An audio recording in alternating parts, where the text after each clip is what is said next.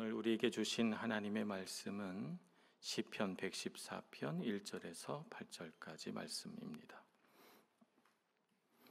하나님 말씀 봉독하겠습니다. 이스라엘이 애굽에서 나오며 야곱의 집안이 언어가 다른 민족에게서 나올 때에 유다는 여호와의 성소가 되고 이스라엘은 그의 영토가 되었도다. 바다가 보고 도망하며 요단은 물러갔으니 산들은 순양들 같이 뛰놀며 작은 산들은 어린 양들 같이 뛰었도다. 바다야 내가 도망하면 어찌함이며 요단아 내가 물러가면 어찌함인가. 너희 산들아 순양들 같이 뛰놀며 작은 산들아 어린 양들 같이 뛰놀면 어찌함인가. 땅이여 너는 주 앞 곧 야곱의 하나님 앞에서 떨지어다. 그가 반석을 쳐서 못물이 되게 하시며 차돌로 샘물이 되게 하셨도다. 아멘.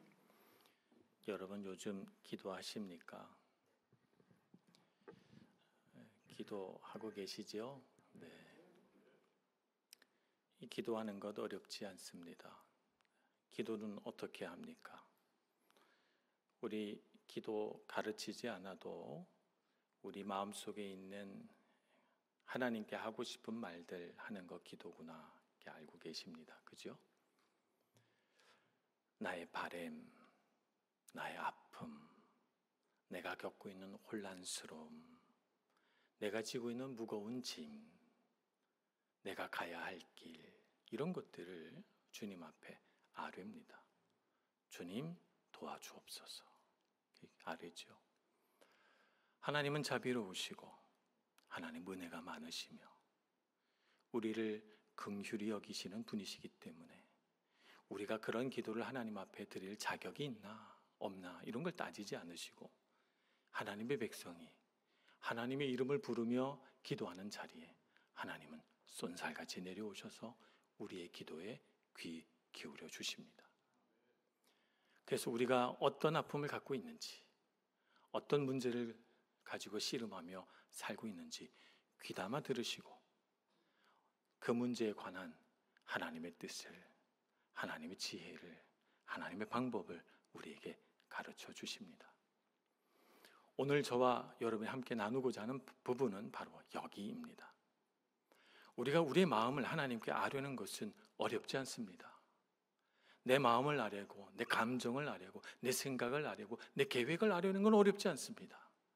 우리에게 문제가 되는 것은 거기에 대한 하나님의 뜻을 내가 듣고 받아들이고 이해하고 그 뜻대로 살아가는 것이 우리에게는 어려운 일입니다.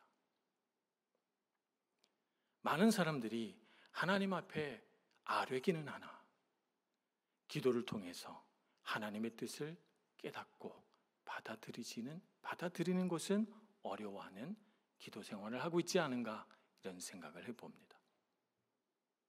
아니 하나님의 뜻을 내가 들어야 되겠다. 하나님의 인도하심대로 살아가야 되겠다. 이런 결심보다는 하나님 이렇게 돼야 됩니다. 하나님 왜 이렇게 안 해주세요? 하나님 왜 내 기도에 이렇게 응답이 더디십니까? 라고 하는 불평과 원망이 생긴 채로 기도하고 있는 건 아닐까 염려하며 오늘 말씀을 나누고자 하는 것입니다. 예수님은 고난을 앞두고 겟세마네 동산에 기도하러 올라가셨습니다. 고난을 앞두셨을 때 예수님이 결정한 가장 긴급하고도 중요한 일은 기도였습니다. 예수님 혼자 기도하시기에 벅차다고 생각하셨는지 사랑하는 제자 3명을 데리고 함께 올라가셔서 너는 이쯤에서 기도하라 이렇게 말씀하신 후에 예수님이 엎드려 기도하시는데 예수님의 기도가 무엇입니까? 어려움을 이야기하죠. 할 수만 있다면 이 잔을 내게서 옮겨 주옵소서. 고난 앞에서 겪고 있는 예수님 마음이 얼마나 어려운지를 표현합니다만 예수님의 기도의 마지막은 어떻게 끝납니까? 나의 원대로 하지 마시옵고 아버지의 원대로 하여 주옵소서. 그리고 예수님이 걸어갈 길에 대한 하나님의 뜻을 그가 다 수용하고 받아들입니다. 하나님의 뜻대로 살겠다고 결단하고 내려오시는 것이죠. 자, 우리도 그렇게 해야 됩니다. 내 삶을 향하신 하나님의 뜻, 우리는 어떻게 분별할 수 있습니까? 예수님은 하나님하고 우리와는 달리 하나님과 깊은 친밀한 관계에 있으시니까 하나님의 뜻을 알고 받아들이는데 어려움이 없으신 분이시지만 우리는 좀 어려움이 있습니다.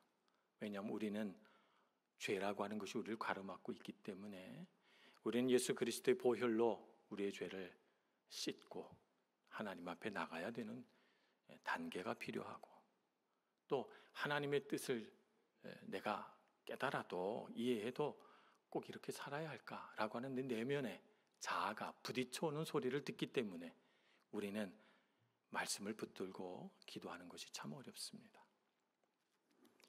우리가 하나님 뜻대로 기도하려면 말씀드린 것처럼 하나님의 뜻은 성경에 있으니까 성경 말씀을 가지고 하나님의 음성을 들으며 하나님의 뜻에 순종하겠다는 결단을 가지고 기도해야 됩니다.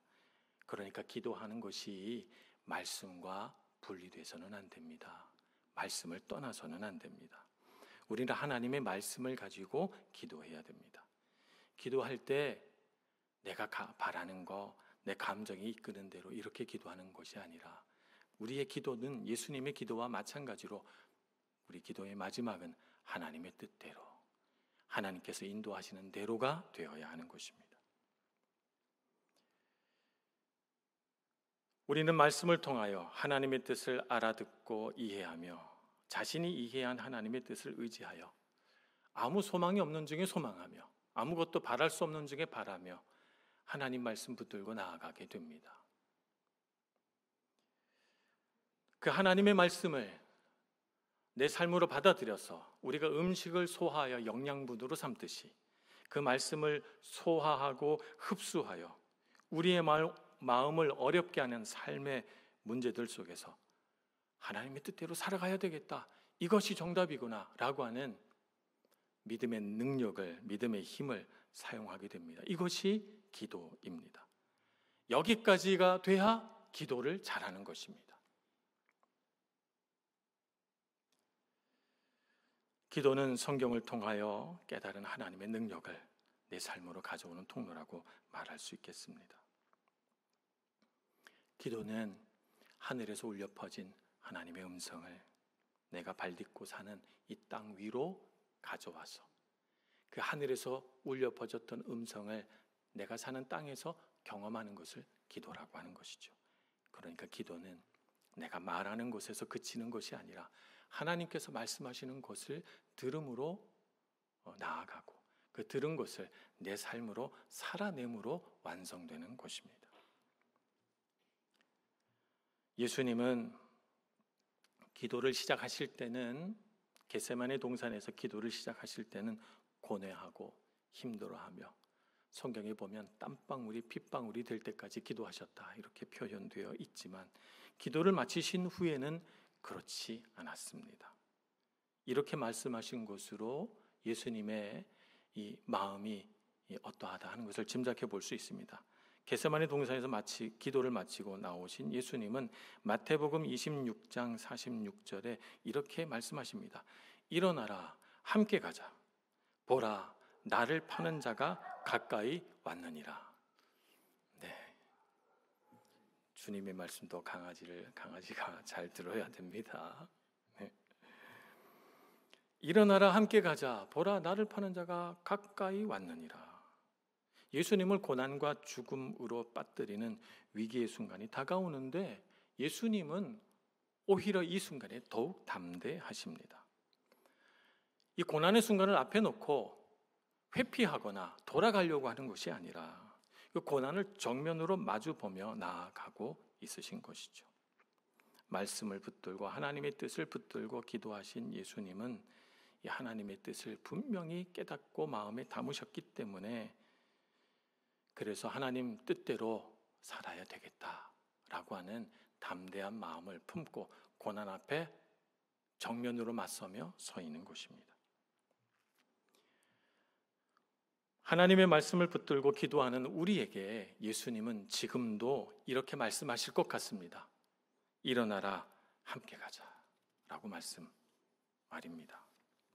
오늘날 우리의 삶을 흔드는 많은 문제들이 있죠. 이 문제들은 우리의 마음을 불안하게 하고 두렵게 하고 어떤 일들 앞에서 주저하게 만들며 때로는 속상한 마음에 그저 아무것도 하지 않고 다 포기해버리고 싶은 마음이 들 때도 있습니다.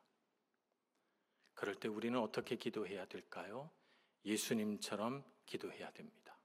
예수님처럼 하나님 말씀 붙들고 기도하시는 여러분들 되시길 축복합니다. 예수님처럼 하나님 말씀 속에서 오늘 우리의 삶을 향하신 하나님의 음성을 듣고 그분의 뜻을 분별하는 기도를 드리기를 원합니다. 그래서 그분의 말씀의 능력 안에서 일어나자 함께 가자, 일어나라 함께 가자 하는 주님의 부르심에 아멘 주님, 제가 주님 말씀 따라가겠습니다 라고 응답하는 저와 여러분 되기를 소원합니다. 그래서 기도의 능력이 공허한 외침으로 끝나는 것이 아니라 기도의 능력이 우리 삶에서 분명하게 나타나는 그런 믿음의 삶을 살아가기를 간절히 소원합니다.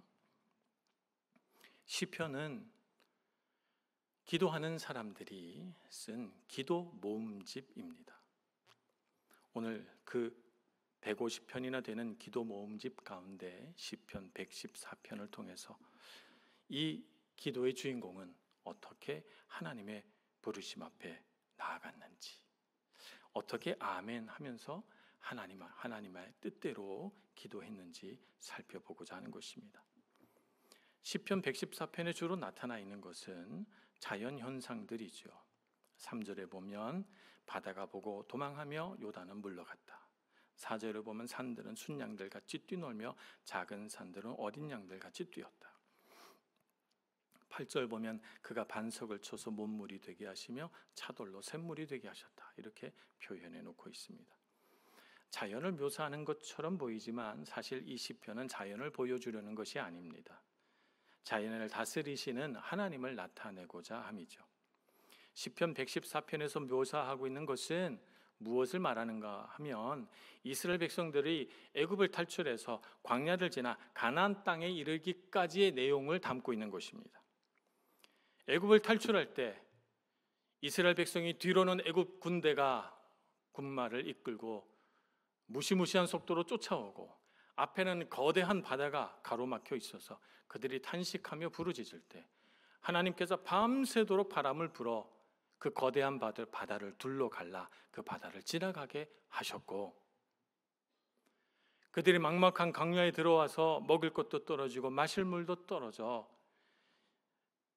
갈급한 입술로, 바짝 마른 건조한 입술로 주님 앞에 탄식하며 외치기를 주여 우리를 여기까지 인도하여 죽이려 하시나이까 부르짖을 때 하나님께서 바윗돌을 깨뜨려 샘물이 솟아나게 하셨습니다.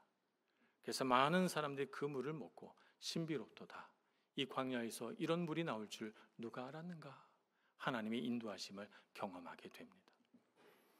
광야 40년을 다 마치고 그들이 가나안 땅 앞에 섰을 때 하나님께서 주신 땅, 젖과 꿀이 흐르는 땅, 저 땅으로 건너가자 할 때 그들 앞에 놓인 것은 깊은 골짜기를 흘러가는 도도한 강물이었습니다. 그 요단강 앞에서 그들이 이 강물을 지나 우리가 어떻게 갈까? 라고 생각했을 때 하나님 그 강물을 상류에서부터 켜켜이 쌓여 흘러가지 못하게 막으심으로써 그 요단강을 맨 땅을 건너가듯이 건너가게 하셨던 것입니다.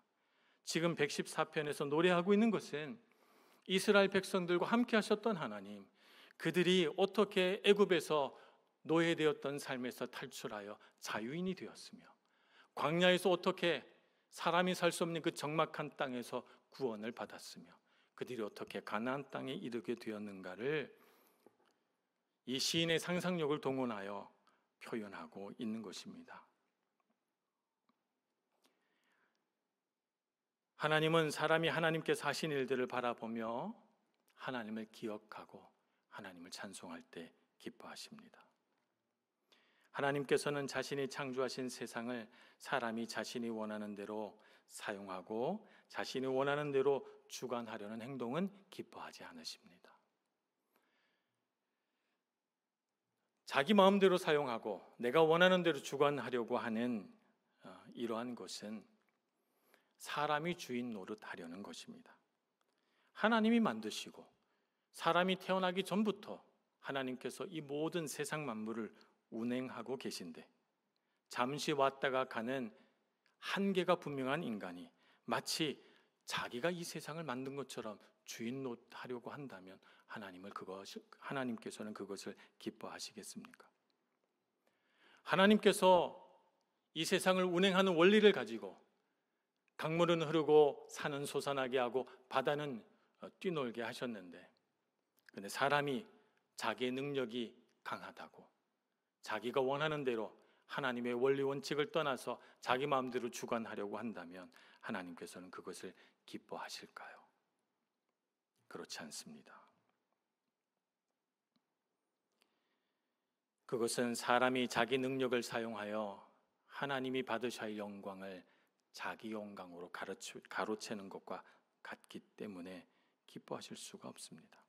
하나님은 하나님께서 만드신 세상을 우리가 하나님 뜻대로 다스리고 하나님께서 원하시는 대로 사용할 때, 그리고 하나님께 영광 돌릴 때 기뻐하십니다. 열왕기상에 보면 450명의 바알 선지자와 대결하는 엘리야 선지자의 이야기가 나옵니다. 1대 140이라는 무시무시한 대결입니다. 이스라엘 백성들을 다 모아놓고 그 백성들 앞에서 누가 진짜 신인지, 누가 진짜 하나님인지 보자, 이렇게 대결을 신청합니다. 엘리야 선지자가요. 그래서 바알 선지자들은 바알 선지자대로 제단을 쌓고, 엘리야 선지자는 엘리야 선지자대로 제단을 쌓은 다음에 제단 위에 불이 내려 불붙게 하는 신이 참 하나님이라고 인정을 하자 백성들이 옳소이다 이렇게 환호를 지릅니다. 바알 선지자들은 소리를 지르며 저녁이 될 때까지 제단 주위를 공중공중 뛰면서 춤을 추고, 마지막에는 급기야 칼과 창으로 자신의 몸에 상처를 내서 피를 흐르게 합니다. 그러나 그들의 신은 응답하지 않습니다. 자신의 생명이 담긴 피를 흘려 바알신에게 드리면 바알신도 자신의 생명을 흘려보내 줄 것이라고 생각하고 그들은 자기 몸을 자해했던 것입니다. 기도란 무엇인가? 기도는 내가 원하는 것을 얻기 위하여 노력하고 희생하는 것을 의미하지 않습니다. 기도는 하나님의 뜻을 깨닫고 받아들여 하나님께서 하시고자 하는 일에 동참하는 것이 기도고, 하나님의 뜻을 깨달아서 하나님의 역사에 내가 한 부분으로 쓰임받는 것이 기도인 것입니다. 바알 선지자들이 이렇게 애쓰는 동안 엘리야 선지자는 저녁이 될 때까지 아무것도 하지 않습니다. 열왕기상 18장 36절에 보면 저녁이 되자 엘리야는 기도합니다. 아브라함과 이삭과 이스라엘의 하나님 여호와여, 주께서 이스라엘 중에서 하나님이신 것과 내가 주의 종인 것과 내가 주의 말씀대로 이 모든 일을 행하는 것을 오늘 알게 하옵소서. 엘리야 선지자가 기도한 것이 무엇입니까? 주님, 제가 지금 이 일을 하는 것이 내 뜻대로가 아니라 하나님 뜻대로, 하나님의 명령대로, 하나님 말씀대로 이 모든 일들을 하고 있는 것을 저 무리 하나님을 알지 못하는 이스라엘 백성들이 알게 하옵소서. 그리고 내가 그렇게 주의 일에 쓰임받고 있는 주의 종인 것을, 그리고 오직 하나님만이 참 하나님이신 것을 알게 하옵소서. 이렇게 기도하고 있는 것이죠. 엘리야의 기도가 끝나자 하늘에서 불이 내려옵니다. 하늘에서 번쩍하고 불이 내려 제단 위에 불이 붙습니다. 그 순간 모든 이스라엘 백성들이 놀라고 두려워 땅에 엎드립니다. 하나님은 살아 계십니다. 하나님의 능력과 역사가 엘리야의 기도를 통하여 나타난 것입니다. 하나님의 주권 아래서 하나님이 만드시는 기적과 역사를 믿음으로 받아들이는 것, 이것이 기도입니다. 그래서 시편 114편의 기자는 이스라엘 역사 가운데 놀라운 일을 행하신 하나님을 현재의 삶으로 받아들이고 있는 것이죠.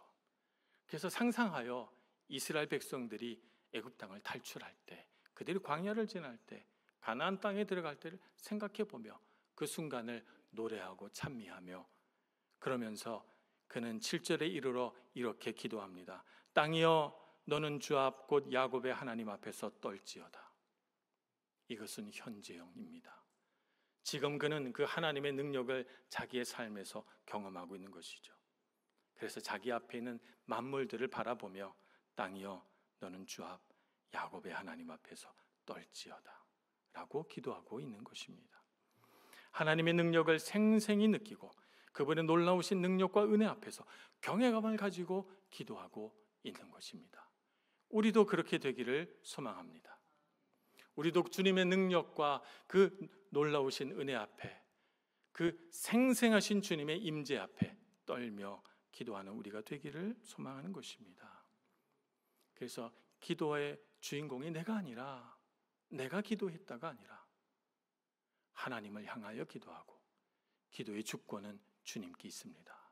주님을 향하여 영광 돌리는 저와 여러분이 되기를 간절히 소원합니다. 이렇게 하나님의 뜻대로 기도하는 사람을 하나님은 기뻐하시죠.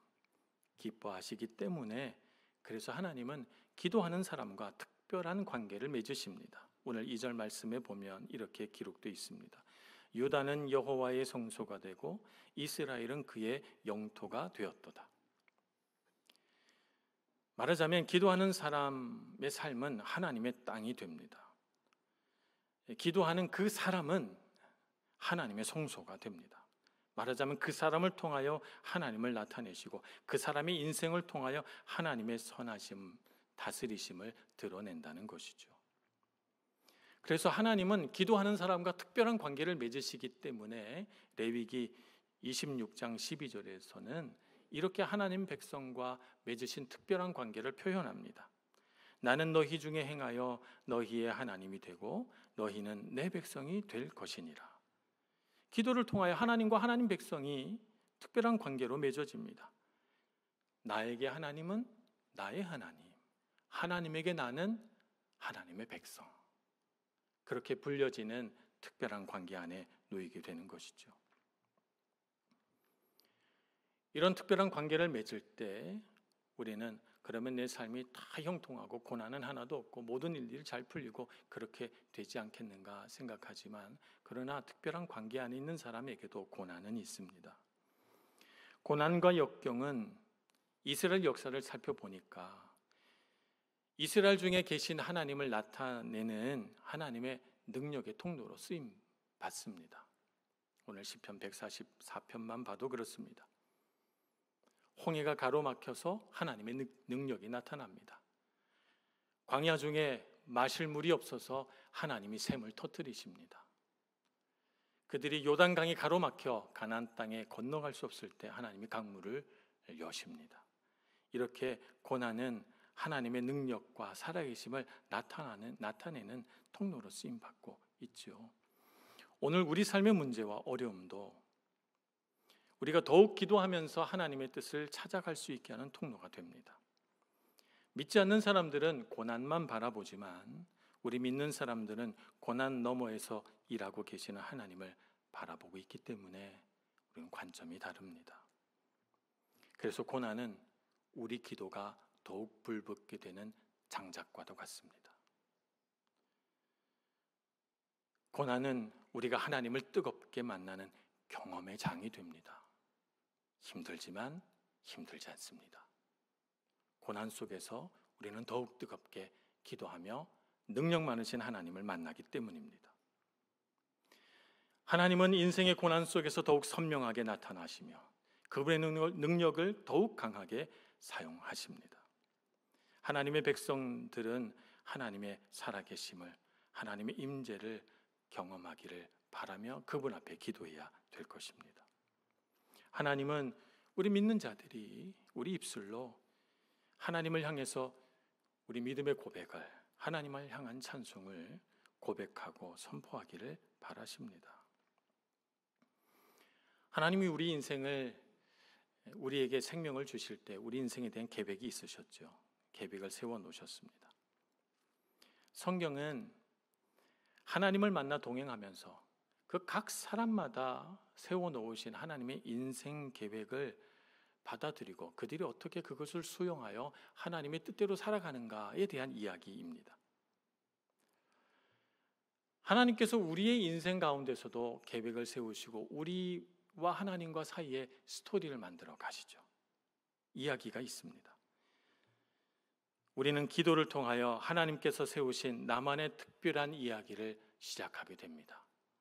하나님이 나의 삶에 이런 뜻을 세우셨구나. 내가 기도하여 이렇게 하나님 내게 은혜를 베푸시고 능력을 주셨구나. 기도를 통하여 나만의 이야기가 시작되는 것입니다. 성경에 등장하는 많은 선조들의 이야기도 중요하지만 내 이야기 중요하지 않겠습니까? 하나님과 동행하며 하나님과 함께 내 삶의 신비로운 이야기, 은혜로운 이야기를 만들어 가시는 여러분들 되시길 축복합니다. 하나님께서 어떻게 내 삶에 찾아오셨는지, 내 삶의 절망의 자리에서 어떻게 나를 건져주셨는지, 내 삶에 어떻게 빛을 비추셨는지를 기억하고 고백하며 찬양하고 감사하는 우리가 되기를 소망합니다. 그래서 앞으로 내 삶에 넘어서야 할 산들이 아직도 많이 있지만, 그러나 그 모든 장애물들조차도 또 하나님이 나의 삶에 새로운 이야기, 신비롭고 은혜로운 이야기를 만들어 갈 재료라는 것을 알고 가슴 설레며 우리 앞에 있는 역경들을, 고난들을 이겨내시는 여러분들 되시길 축복합니다. 그래서 하나님이 다스리시는 땅이 되어 있는 나의 인생, 하나님이 임재를 경험하는 나가 되어 있는 여러분 모두가 되시길 축복합니다.